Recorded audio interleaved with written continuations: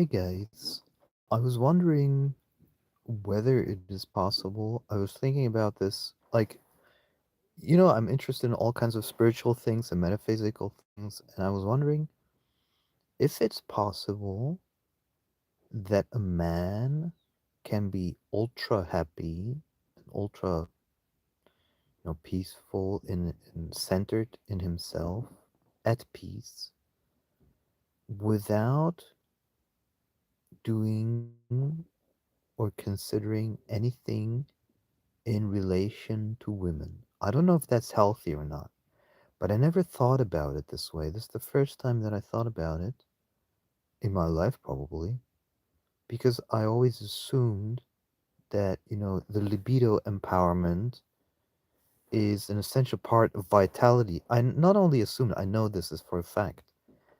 But what happens, the idea came yesterday from a long stream that I did, is where it became obvious to me that I feel that most women, especially most young women nowadays, are shit. Basically, they're not good for a relationship. They're not good for friendship. Nothing. And friendship probably more than relationship. And then I was like, what if, what if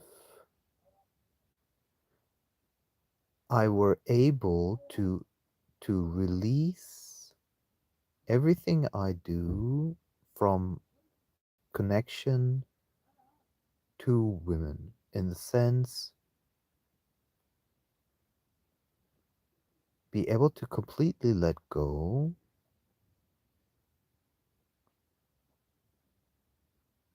and be absolutely happy,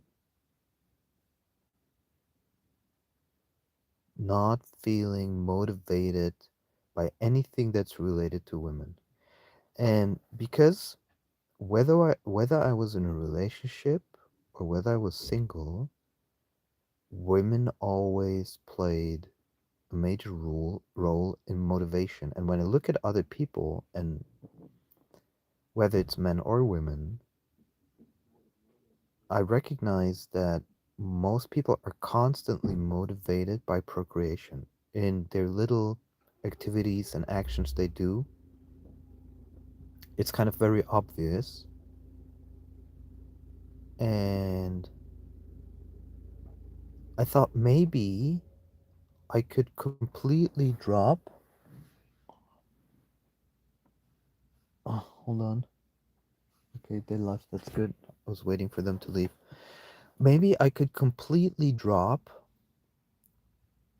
for I was thinking about the next 10 days. So until the 7th of March, to be hyper aware of every little thing that I do because of women, kind of like releasing and observing an addiction. So let's say I were addicted to nicotine, and in this case, it's, being motivated by women, right? So let's say I'm addicted to nicotine, and I'm just gonna observe and every time become hyper aware of what's causing the desire, the need, and then let it go from the side of spiritual awakening in the sense like it's not me, the self inquiry. And I'm going to do that with the energy that comes up when it's about women. And the thing is, it's tremendously ingrained in our psyche and our spontaneous like behaviors. So for example, a good looking woman goes by, and as she goes by, every guy looks. So they're either interested, they first want to gauge, like, am I interested? And the second they're interested, the second they believe that they have a chance, basically. And sometimes it's just a split second. You notice it on every man, every single guy. There's not one guy that isn't like that, literally. And I was wondering, unless he's gay, but then still, the same thing. Just and I was wondering, what if I were able to completely recognize that even that impulse is not what I am through self inquiry, and be able to completely let that go. It's kind of like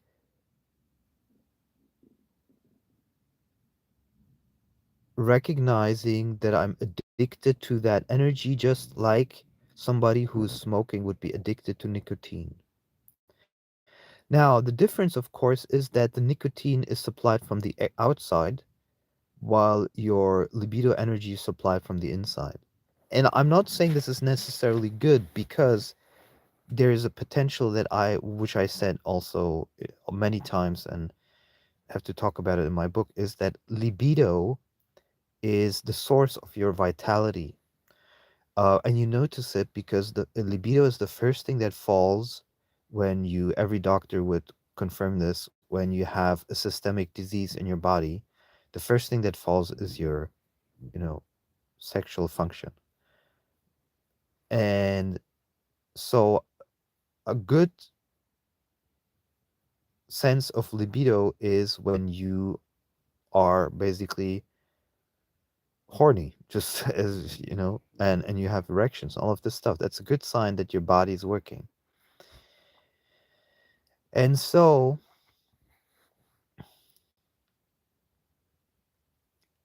my idea is to test this hypothesis in the next 9 days on my own body. And 9 days might not seem a long time, but it is, because you have 9 days to literally observe yourself in every minute. That's a couple thousand minutes per day. So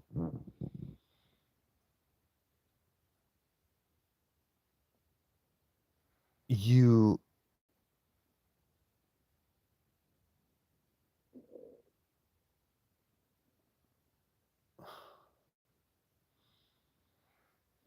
24 times 60 isn't a couple of thousand. 24 times 60, 620 thousand something minutes. So you have a thousand something minutes. You're not awake all the time. So let's just say you have like, I don't know, 600 minutes, whatever, like 800 minutes to observe. It's a lot. 800 minutes to observe what you're thinking about. Isn't that crazy? If you think about it, if you're super aware of the now, you can be super aware of this minute, let's just say. And you still have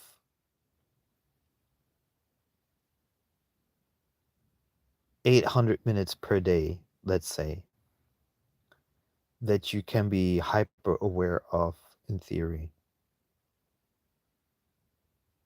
Think about it, 800 minutes. If you're hyper aware, 1 minute goes like, even if I'm super hyper aware right now, 1 minute takes forever. Not in my mind, but just like in reality. It takes, like, if I'm super aware of right now, a minute is like tick, tick, tick, tick, tick, tick. It takes forever. And you have 800 of those per day. Isn't that insane? So, in effect, when you're super aware, then a day is super long. And this is, I think, what happens as we get older, that we are less and less aware. And that's why we have the feeling that time goes faster. But start to become super aware of every moment.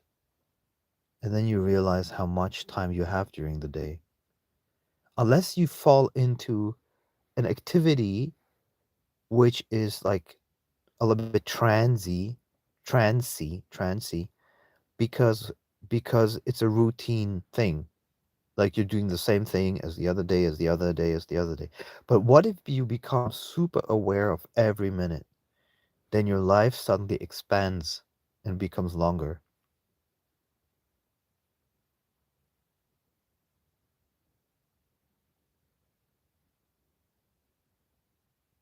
That's an interesting phenomenon.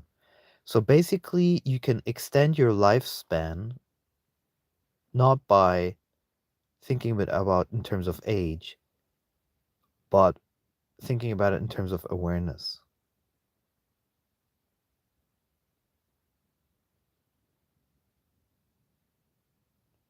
And this hypothesis that I was talking about before, I'm going to let you know in the videos how I observe everything around that. It will be super interesting. Because my big question is, if you have survival, procreation, and consciousness, and you take away procreation, it's not really you're taking away. It's not like I'm purposefully ignoring women. Let's just get that out of the way. It's like if a woman knocks on my door as like she wants to talk to me, of course I talk to her. It's not like I'm purposefully ignoring. But what I'm doing is becoming hyper aware of my own motivational, um, the actions that I do based on that impulse.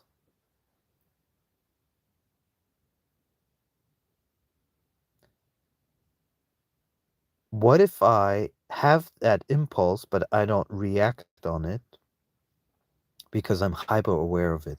That's basically the hypothesis. What happens if I have an impulse in that direction for whatever reason? And what happens if I don't react on it? And it could be a small thought like, oh, if I had a success here, I would have more women there. Or if I did this, I might meet the right woman. Or let me check my telegram, maybe a woman wrote me. All of these things. What if you can completely eliminate that? What happens? Eliminate in the sense like hyper aware of it.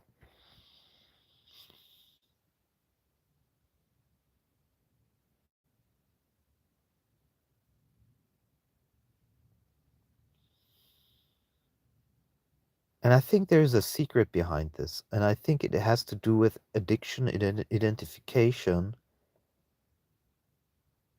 It's not that the energy will go away, the energy will stay, but there is an addiction identification with that energy, just like you would have any other addiction. And that's what I'm going to test. And 10 days is more than enough. 9 or 10 days is more than enough to figure this out. So I'll let you know as the days progress.